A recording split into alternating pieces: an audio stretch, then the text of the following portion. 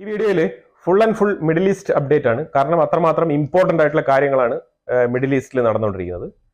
അപ്പൊ അതിൽ വീണ്ടും ഇസ്രായേലിന്റെ ഒരു അറ്റൻഷൻ ഇറാന്റെ ഭാഗത്തേക്ക് തിരിച്ചിരിക്കുകയാണ്. കാരണം ഇറാൻ അതിശക്തമായിട്ട് യുറേനിയം എൻറിച്ച്മെന്റ് പ്രോസസ്സ് മുന്നോട്ട് കൊണ്ടുപോവാണ്. അതായത് ഈ ഒരു IAEAയിൽ നിന്നുള്ള ഒരു ഡിഫറെന്റ് ആയിട്ടുള്ള സ്റ്റേറ്റ്മെന്റ് ഇറാനെതിരെ വന്നതുകൊണ്ട് തന്നെ നമുക്ക് ട്രംപിന്റെ ഒരു ഇടപെടലിൽ ഒരിക്കലും ന്യൂക്ലിയർ ഡീൽ സാധ്യമാകുന്നില്ല എന്നുള്ളത് കൃത്യമായിട്ട് അറിഞ്ഞുകൊണ്ട് ഇറാൻ ന്യൂക്ലിയർ ആയുധം കൊണ്ടുള്ള ഭീഷണി ഉണ്ടാക്കാനുള്ള ശ്രമത്തിലാണ് ഇറാൻ മുന്നോട്ട് പോകുന്നത്. അപ്പൊ ഇറാൻ കൂടുതൽ ആണവായുധം ഉൽപ്പാദിപ്പിക്കാനുള്ള ശ്രമത്തിലാണ് മുന്നോട്ട് പോകുന്നത്. അപ്പൊ അതിൽ ഏകദേശം അവർ ഓൾറെഡി 60% ആയിട്ടുള്ള എൻറിച്ച്ഡ് യുറേനിയം അവരുടെ ഭാഗത്തുണ്ട്. ഏതാണ്ട് 90% ആക്കാനുള്ള സാധ്യത വളരെ കൂടുതലാണ്. അതിനു വേണ്ടിയിട്ടാണ് അവർ കൂടുതൽ സൊഫിസ്റ്റിക്കേറ്റഡ് ആയിട്ടുള്ള പുതിയ ടെക്നോളജിയിലുള്ള യുറേനിയം പ്ലാന്റുകൾ അവർ നിർമ്മിച്ചുകൊണ്ടിരിക്കുന്നത്. അപ്പൊ ഇത് കൃത്യമായിട്ട് മൊസാദ് ഇത് ക്ലിയർ ആയിട്ട് കണ്ടുവച്ചിട്ടുണ്ട്. ഇവർ കഴിഞ്ഞ തവണ പോയപ്പോൾ തന്നെ ഒരു സ്പൈ പ്ലെയിനോട് കൂടിയാണ് പോയത്. ഇവർ ഇറാന്റെ കംപ്ലീറ്റ് ലാൻഡും ഇവർ മാപ്പ് ചെയ്ത് എടുത്തുകൊണ്ട് വന്നിട്ടുണ്ട്. അപ്പൊ അതിൽ എവിടെയാണ് ഏതൊക്കെ സ്ഥലങ്ങളിലാണ് സാധ്യത ഉള്ളത് കൃത്യമായിട്ട് നോട്ട് ചെയ്ത് വെച്ചിട്ടുണ്ട്. ഇപ്പോഴും സ്പൈ വെച്ചിട്ട് കൃത്യമായിട്ട് മൊസാദ് ഡേറ്റാസ് ഇറാന്റെ അത് കളക്ട് ചെയ്തുകൊണ്ടാണ് ഇരിക്കുന്നത്. അപ്പൊ അവർ കൃത്യമായിട്ട് 2 ഇമേജ് അവർ പുറത്തുവിട്ടിട്ടുണ്ട്. ആ ഇമേജ് ഞാനിവിടെ കാണിക്കാം. ആ ഡെസേർട്ട് ഏരിയയിലാണ് ഈ യുറേനിയം എൻറിച്ച്മെന്റ് പ്ലാന്റ് അവർ ചെയ്തുകൊണ്ടിരിക്കുന്നത്. അപ്പൊ കൃത്യമായിട്ട് ഈ ഒരു ആണവ താവളങ്ങളെ അടിക്കാനുള്ള ഏർപ്പാടിലാണ് ഇസ്രായേൽ. അവർ കൃത്യമായിട്ട് പറഞ്ഞിരിക്കുന്നത് ഒരു കറക്റ്റ് ചാൻസ് നോക്കിയിരിക്കുകയാണ് ഇറാനെ അറ്റാക്ക് ചെയ്യാൻ വേണ്ടിയിട്ട്. കൃത്യമായ ന്യൂക്ലിയർ സ്പോട്ടുകൾ അറ്റാക്ക് ചെയ്യാനാണ് ഇസ്രായേൽ തീരുമാനിച്ചിരിക്കുന്നത്. ഇസ്രായേലിന്റെ റൈറ്റ് വിങ്, നെസറ്റിലെ റൈറ്റ് വിങ്, അതേപോലെ ഓപ്പോസിറ്റ് പാർട്ടികൾ എല്ലാം തന്നെ ഇതിനെ പിന്തുണച്ചിട്ടുണ്ട് എന്നുള്ളതാണ് ഇതിൽ കൃത്യമായി മനസ്സിലാക്കേണ്ടത്. ഇതിനു മുമ്പ് ഇറാൻ ഒരു അറ്റാക്ക് ചെയ്തായിരുന്നല്ലോ, ഒരു 185 ബാലിസ്റ്റിക് മിസൈലുകൾ വിട്ടുകൊണ്ടുള്ള ഒരു അറ്റാക്ക്, 200 അടുപ്പിച്ചുള്ള ഒരു ബാലിസ്റ്റിക് മിസൈൽ അറ്റാക്കാണ് നടത്തിയത്. പക്ഷേ ഇസ്രായേൽ ഒരുപാട് ടൈം എടുത്തിട്ടാണ് തിരിച്ചടിച്ചത്. അതിനുള്ള കാരണം എന്ന് പറഞ്ഞാൽ ഒരു സൈഡിൽ ഈ ഒരു സിറിയ റെജിമെന്റ് ആണ്. സിറിയയിൽ അതേപോലെ ഒരുപാട് ഫൈറ്റർ ജെറ്റുകൾ, റോക്കറ്റ്സ്, വെപ്പണറീസ് എല്ലാം തന്നെ സ്റ്റോറേജ് ചെയ്ത് വെച്ചിട്ടുണ്ടായിരുന്നു ഇറാൻ. അതുകൊണ്ട് തന്നെയാണ് ഇസ്രായേൽ കുറച്ചുകൂടെ കോൺഷ്യസ് ആയിട്ട് ഇതിൽ തീരുമാനം എടുത്തത്. അപ്പൊ അതുകൊണ്ടാണ് ഈ ഒരു ഡിലേ സംഭവിച്ചത്. കാരണം ആ സമയത്ത് ഇമ്മീഡിയറ്റ് ആയിട്ട് ഇസ്രായേൽ പ്രൊവോക്കായിട്ട്, അതായത് ഇസ്രായേൽ പ്രകോപിതരായിട്ട് ഇറാന്റെ അറ്റാക്കിൽ പ്രകോപിതരായിട്ട് തിരിച്ച് ഇമ്മീഡിയറ്റ് ആയിട്ട് അടിക്കുമെന്നാണ് പ്രതീക്ഷിച്ചത് ഇറാൻ. പക്ഷേ ഇസ്രായേൽ അത് ചെയ്തില്ല.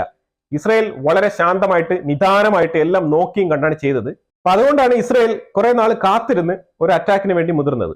കാരണം ആ പ്രൊവോക്കേഷനിൽ പോയിട്ട് ആ ഒരു പ്രകോപിതരായിട്ട് പോയി അറ്റാക്ക് ചെയ്യാൻ ഇസ്രായേൽ മുതിർന്നില്ല എന്നുള്ളതാണ്. അത് എന്തുകൊണ്ടാണെന്ന് പറഞ്ഞാൽ ഹിസ്ബുള്ള ആ സമയത്തും ഒരു ബിംബം, അതായത് ഒരു രീതിയിൽ, അതായത് ഹിസ്ബുള്ള എന്തോ വലിയ സംഭവമാണെന്നുള്ള ഒരു പ്രതിബിംബം ക്രിയേറ്റ് ചെയ്ത് വെച്ചിട്ടുണ്ടായിരുന്നു ലെബനാന്റെ സൈഡിൽ.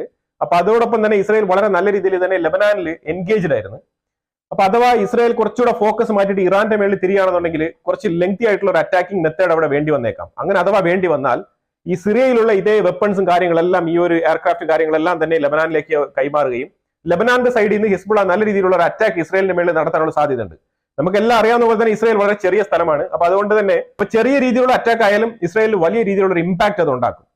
ഇമ്പാക്ട് മാത്രമല്ല, ഒരുപാട് നാശനഷ്ടങ്ങൾ ഉണ്ടാക്കാനുള്ള സാധ്യതയുണ്ട്. അതുകൊണ്ട് തന്നെയാണ് ഇസ്രായേൽ കുറച്ച് ബാക്കിലോട്ട് വലിഞ്ഞിട്ട് പിന്നെ ഒരു പ്രിസൈസ് അറ്റാക്ക് നടത്തിയത്.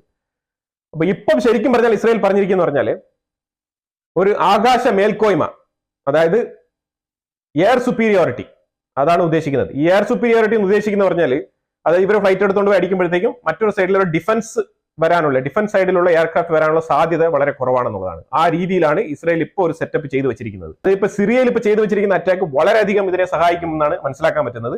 അതിന് ഇസ്രായേൽ പറഞ്ഞിരിക്കുന്ന 3 സ്റ്റേറ്റ്മെന്റുകളാണ്: complete air superiority in Syria, complete air superiority in Lebanon, complete air superiority in Iraq, complete air superiority in Iran. ഇത്രയും ഭാഗത്തും ഇസ്രായേലിന് വിശാലമായ ആകാശപാതയാണ് കിട്ടിയിരിക്കുന്നത്. അപ്പൊ അതിലൂടെയാണ് ഇസ്രായേൽ ഇനി സഞ്ചരിക്കാൻ പോകുന്നത്. കൃത്യമായ ഇടവേളകളിൽ ഇറാന്റെ മേളിൽ ന്യൂക്ലിയർ, അതായത് ആണവ ആയുധം ഉണ്ടാക്കാൻ യാതൊരു രീതിയിലും സമ്മതിക്കത്തില്ല എന്നാണ് ഇസ്രായേൽ ദീർഘമായ ഒരു തീരുമാനം എടുത്തിരിക്കുന്നത്. ഈ ആണവായുധത്തിന്റെ പേരിൽ ഇറാന്റെ മേളിൽ സാങ്ഷൻ ഏർപ്പെടുത്താൻ തയ്യാറാണെന്നാണ് France, UK, Germany UN report ചെയ്തിരിക്കുന്നത്. അപ്പൊ കൃത്യമായിട്ടാണ് കാര്യങ്ങൾ മുന്നോട്ട് പോകുന്നത്. ഇറാനിനുള്ള കെണി ഓൾറെഡി ഒരുങ്ങിക്കഴിഞ്ഞു. ഇറാനെ പിടിച്ചു നിർത്താനും അതിന് നല്ല രീതിയിൽ തളയ്ക്കാനുള്ള ഏർപ്പാട് തുടങ്ങിക്കഴിഞ്ഞു.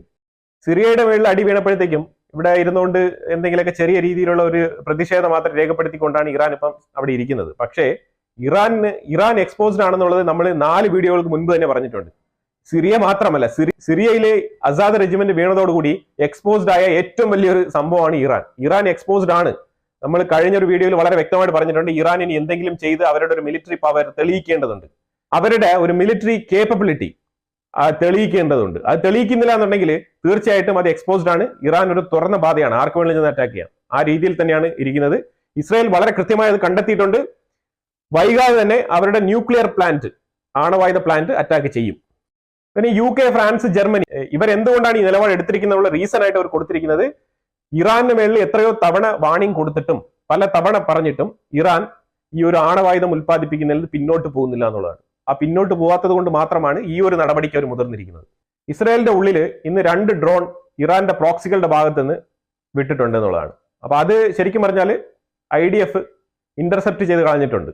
റിച്ചാർഡ് കെർണൽ എന്ന് പറയുന്നത് എക്സ് ഇന്റലിജൻസ് ചീഫായിട്ട് വർക്ക് ചെയ്ത ആളാണ് US-ൽ. പുള്ളിയെ തന്നെയാണ് ഇറാന്റെ ഫയല് ട്രംപ് ഏൽപ്പിച്ചിരിക്കുന്നത്. എന്തുകൊണ്ടാണെന്ന് പറഞ്ഞാൽ പുള്ളി ഓൾറെഡി ഇതിനകത്ത് എക്സ്പീരിയൻസ്ഡ് ആണ്. അപ്പോൾ ഒരു എക്സ്പീരിയൻസ്ഡ് ആയിട്ടുള്ള ഒരാള് അത് ഹാൻഡിൽ ചെയ്യുന്നതായിരിക്കും വളരെ നല്ലത്. പുതിയൊരാൾ വന്നു കഴിഞ്ഞാൽ ഈ ഇറാന്റെ ചില കാര്യങ്ങളൊക്കെ മനസ്സിലാക്കി എടുക്കാൻ ബുദ്ധിമുട്ടുണ്ടാവും. അതുകൊണ്ട് ഈ പഴയ ആൾ കുറച്ച് തുടരട്ടെ എന്നാണ് ട്രംപ് പറഞ്ഞു വെച്ചിരിക്കുന്നത്. ഇതിന്റെ ഇടയ്ക്ക് ഇസ്രായേലിന്റെ ഉള്ളിൽ നിന്ന് 2-3 ആൾക്കാരെ പിടിച്ച് ചോദ്യം ചെയ്തിട്ടുണ്ട്.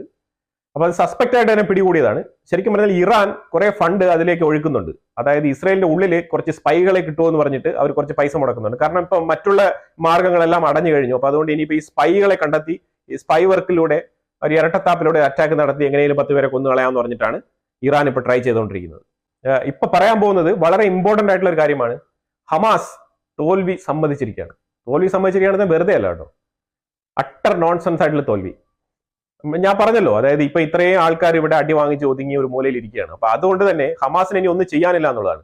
അപ്പൊ ഹമാസ് ഇപ്പൊ പറഞ്ഞിരിക്കുന്നത് ഇസ്രായേൽ ആർമി IDF ഗാസയ്ക്കുള്ളിൽ ടെമ്പററി ആയിട്ട് തുടർന്നോട്ടെ എന്നാണ് പറഞ്ഞിരിക്കുന്നത്. എന്താണ് പറഞ്ഞു കേട്ടല്ലോ, ടെമ്പററി ആയിട്ട് ഗാസയ്ക്കുള്ളിൽ IDF തുടർന്നോട്ടെ എന്ന്. ഇത് എത്ര നാൾക്ക് മുമ്പേ ഈ തീരുമാനം എടുക്കായിരുന്നു. കാരണം ഈ ഒരു സ്റ്റേറ്റ്മെന്റിൽ നെതന്യാഹു വളരെ ഉറച്ചു തന്നെയാണ് നിന്നത്. കാരണം IDF അങ്ങനെ ഗാസയിൽ നിന്ന് പിൻവലിക്കാൻ പറ്റത്തില്ല. അതിനുവേണ്ടി അല്ലല്ലോ 14 മാസം അവിടെ കിടന്ന് ഫൈറ്റ് ചെയ്യുന്നത്. അപ്പൊ അതുകൊണ്ട് അത് ഒരിക്കലും നടക്കുന്ന കാര്യമല്ല എന്ന് വളരെ സ്ട്രിക്റ്റ് ആയിട്ടാണ് ഇരുന്നത്. അവസാന വിധ മുട്ടുമടക്കി പത്തി മടക്കി താഴ്ന്നിരിക്കുകയാണ് ഹമാസ്. ഇനി ഒന്നും ചെയ്യാനില്ല. കാരണം ഇവിടെ ഈ ഗാസയ്ക്കുള്ളിൽ തെരഞ്ഞു പിടിച്ച് ഇപ്പം ഹമാസ് തീവ്രവാദികളെ കൊന്നൊടുക്കുകയാണ് ഇസ്രായേൽ. അപ്പൊ അവർക്ക് മനസ്സിലായി ഇനിയിപ്പോ തുടർന്നുകൊണ്ട് പോയി കഴിഞ്ഞാൽ ഇനി ഗാസ എന്ന് പറയുന്ന സാധനം ഉണ്ടാവത്തില്ല എന്നുള്ളത് മനസ്സിലാക്കിക്കൊണ്ടാണ് അവര് ഇപ്പൊ ഏതാണ്ട് പത്തി മടക്കിയിരിക്കുന്നത്. പക്ഷേ തോൽവി സമ്മതിച്ചാലും ഇതിലൊരു കാര്യം വളരെ വ്യക്തമാണ്. ഇത് മൊത്തം എൻറ്റയർ, അതായത് ഇപ്പൊ ഇതുവരെയുള്ള അവർ പിടിച്ചു വെച്ചിരിക്കുന്ന എല്ലാ ബന്ദികളെയും അവർ വിട്ടയക്കും. ഇസ്രായേലിന്റെ ഭാഗത്തുള്ള വിടാൻ പറ്റുന്ന രീതിയിലുള്ള ആൾക്കാരെയൊക്കെ ഇസ്രായേലും റിലീസ് ചെയ്യും. പക്ഷെ ഗാസയിൽ നിന്നും IDF പിന്മാറത്തില്ല എന്നുള്ളതാണ്. ഇത് നമ്മൾ പറഞ്ഞല്ലോ, ഇത് ഈ ഒരു ബന്ദികളെ കൈമാറുന്നവരേ ഉള്ളൂ ഈ ഒരു ടെമ്പററി എന്നൊക്കെ പറഞ്ഞൊരു വാക്ക്, IDF ടെമ്പററി ആയിട്ട് ഗാസയ്ക്കുള്ളിൽ നിന്ന് പറയുന്ന ഒരു വാക്ക് നമ്മൾ ഓൾറെഡി വീഡിയോയിൽ ഇട്ടിട്ടുണ്ട്. IDF കൃത്യമായി അവിടെ 534, അത് 600-ലധികം വീടുകൾ അവിടെ ഗാസ ബോർഡറിൽ തന്നെ, ഇൻഫാക്ട് ഗാസയ്ക്കുള്ളിലും ഗാസയ്ക്ക് വെളിയിലുമായിട്ട് നോർത്തേൺ ബോർഡറുകളിൽ മൊത്തം വീടുകൾ പണിത് കൊടുത്തിട്ടുണ്ട്. അവിടെയെല്ലാം IDF സോൾജേഴ്സിനെയാണ് അവിടെ കൊണ്ടുവച്ചിരിക്കുന്നത്. അപ്പൊ ഇത് കൃത്യമായ പദ്ധതിയോടുകൂടി തന്നെയാണ് അവിടെ കൊണ്ടുവച്ചിരിക്കുന്നത്.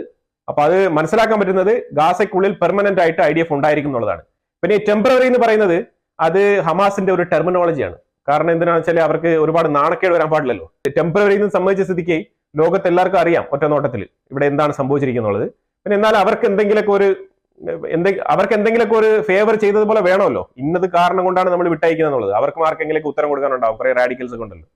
അപ്പൊ ഒറ്റ സ്റ്റേറ്റ്മെന്റ് ആണ്, ഹമാസ് IDF ഗാസയിൽ നിലനിർത്തിക്കൊണ്ട് തന്നെ ബന്ദികളെ വിട്ടയക്കാൻ തയ്യാറായിരിക്കുന്നുള്ളതാണ്.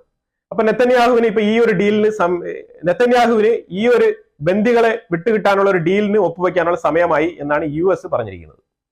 ഇത് മൊസാദിന്റെ ചീഫും ഖത്തർ അമീറും തമ്മിലുള്ള സംസാരം ഉണ്ടായതിനെ തുടർന്നാണ് ഈ ഒരു രീതിയിലുള്ള ഒരു മൊമെന്റ് പുറത്തു വന്നിരിക്കുന്നത്. ഇസ്രായേൽ സിറിയ ബോർഡറിൽ, അതായത് ഗോലാൻ ഹൈറ്റ്സിന്റെ ബോർഡറിൽ 1972 UN കരാറിനെ ലംഘിച്ചുകൊണ്ട് ഈ ഒരു ബോർഡർ, ഗോലാൻ ഹൈറ്റ്സിന്റെ border UN buffer zone breach ചെയ്തുകൊണ്ട് സ്ഥലം കയറി പിടിച്ചതിനെ ഫ്രാൻസ് എതിർത്ത് പറഞ്ഞിരിക്കുകയാണ്. ഫ്രാൻസും സ്പെയിനും പറഞ്ഞിരിക്കുകയാണ്.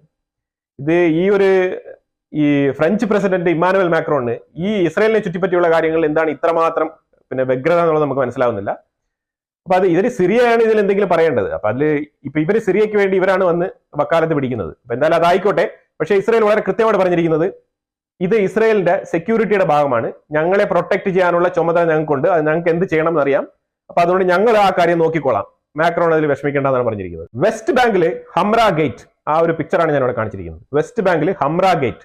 ഈ ഹംറ ഗേറ്റിൽ ഒരു പാലസ്തീനിയൻ സിവിലിയൻ ക്രോസ് ചെയ്ത് വരുന്ന സമയത്ത് ഒരു സോൾജർ അഥവാ ഇസ്രയേലി സെക്യൂരിറ്റി എന്ന് വേണമെങ്കിൽ പറയാം, ഒരു ഇസ്രയേലി സെക്യൂരിറ്റിയും അവിടെ നിന്നിരുന്ന ഒരു സിവിലിയനും കൂടെ ചേർന്നിട്ട് ഈ ആളെ ഹറാസ് ചെയ്തു, സംശയാത്മകമായിട്ട് പിന്നെ ഇയാളെ ചോദ്യം ചെയ്തു. അതിനുശേഷം അയാളുടെ അടുത്ത് എന്താ സസ്പെക്ട് കണ്ടെത്തി എന്ന് പറയുന്നുണ്ട്, കണ്ടെത്തിയില്ല എന്ന് പറയുന്നുണ്ട്.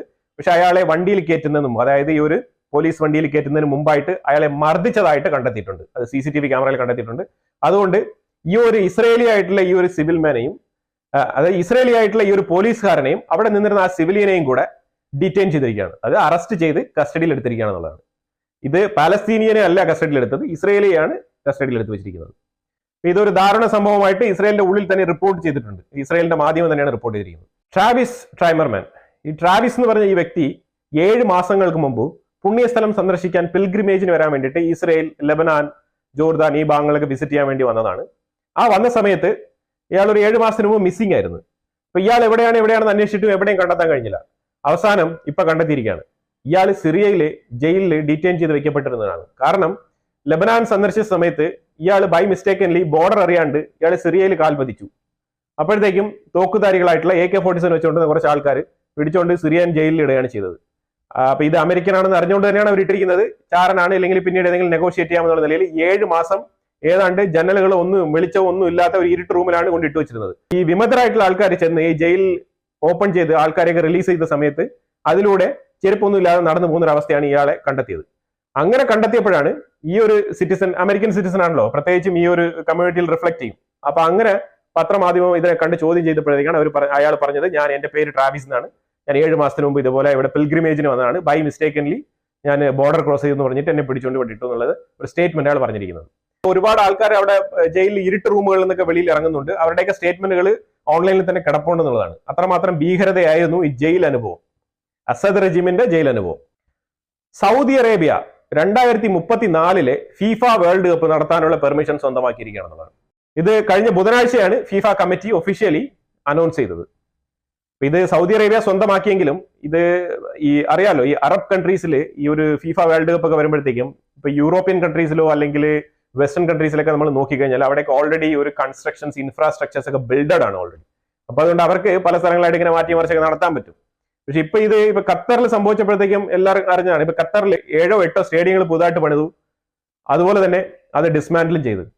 ഇപ്പൊ ഖത്തറിൽ ഫീഫ വേൾഡ് കപ്പ് നടത്തിയ സമയത്ത് ലാസ്റ്റ് ടൈം ഇതുപോലെ കുറെ സ്റ്റേഡിയങ്ങൾ പുതിയതായിട്ട് കൺസ്ട്രക്ട് ചെയ്യും, പിന്നെ അത് ഡിസ്മാന്റിൽ ചെയ്യും, 1-2 ആണ് നിലനിർത്തിയിട്ടുള്ളത്. അപ്പൊ അതുകൊണ്ട് സംഭവിക്കുന്ന പറഞ്ഞാൽ എന്താണെന്ന് പറഞ്ഞാൽ, അതായത് ഇവിടെ ഈ ഒരു മൈഗ്രന്റ് വർക്കേഴ്സ്, ഈ ഗൾഫ് മേഖലയിൽ മൈഗ്രന്റ് വർക്കേഴ്സിനെ കുറിച്ച് ഓൾറെഡി തന്നെ ഗൾഫ് മേഖലയിൽ ഹ്യൂമൻ റൈറ്റ്സ് കമ്മീഷൻ വളരെ എഫക്റ്റീവ് ആയിട്ട് ഇടപെടുന്ന ഒരു മേഖലയാണ്.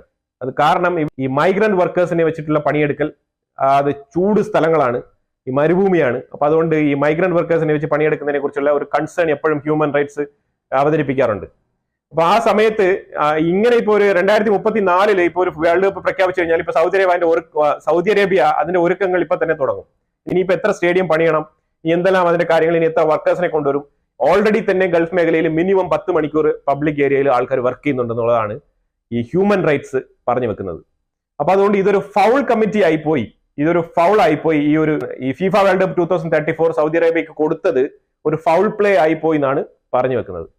ഇനിയിപ്പോ ഇത് ഖത്തർ വേൾഡ് കപ്പ് എങ്ങനെ കിട്ടി എന്നുള്ളത് വളരെ നല്ല രീതിയിലുള്ള ചാർട്ട് നമുക്ക് മനസ്സിലാക്കാൻ പറ്റും.